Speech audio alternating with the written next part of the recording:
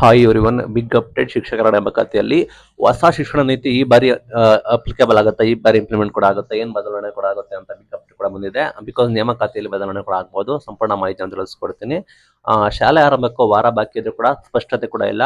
ಬಗೆಹರಿಯದ ದ್ವಿಭಾಷಾ ನೀತಿ ಗೊಂದಲ ಕೂಡ ಆಗುತ್ತೆ.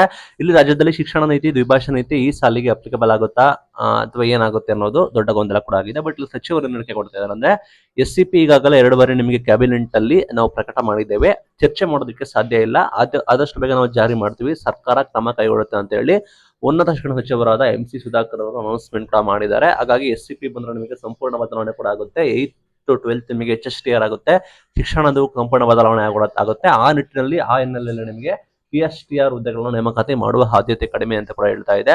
ಬಟ್ ನಿಮಗೆ ಇದು ಚರ್ಚೆ ಕೂಡ ಆಗ್ತಾ ಇದೆ. ಬಟ್ ಶಾಲೆ ಆರಂಭಕ್ಕೆ 1 ವಾರ ಬಾಕಿ ಇದೆ. ಹಾಗಾಗಿ ನಿಮಗೆ ಗೊತ್ತಿರೋ ಹಾಗೆ ತೃತೀಯ ಭಾಷೆ ಹಿಂದಿಯನ್ನ ಬರೀ ಕಲಿಕೆಗೆ ಅಷ್ಟೇ ಸೀಮಿತ ಅಂತ ಕೂಡ ಹೇಳಿದ್ರು. ಅದನ್ನು ಕೂಡ ಅನೌನ್ಸ್ಮೆಂಟ್ ಕೂಡ ಮಾಡಬೇಕು, ಅದು ಕೂಡ ಕೋರ್ಟ್ ಅಲ್ಲಿ ಕೂಡ ಇದೆ.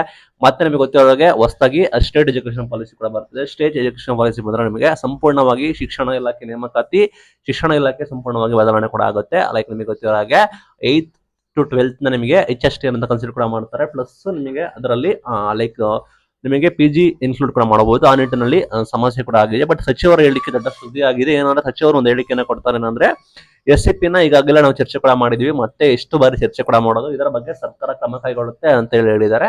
ಈ ರೀತಿ ಆದ್ರೆ ನಮಗೆ ಸಂಪೂರ್ಣ ಬದಲಾವಣೆ ಕೂಡ ಆಗುತ್ತೆ. ಇದು ಅಂದ್ಬಿಟ್ಟು ಈ ಸುದ್ದಿ ಬಂದಿರೋದು. ಶಿಕ್ಷಕ ಆಕಾಂಕ್ಷೆಗಳಿಗೆ ಗೊಂದಲ ಕೂಡ ಆಗಿದೆ.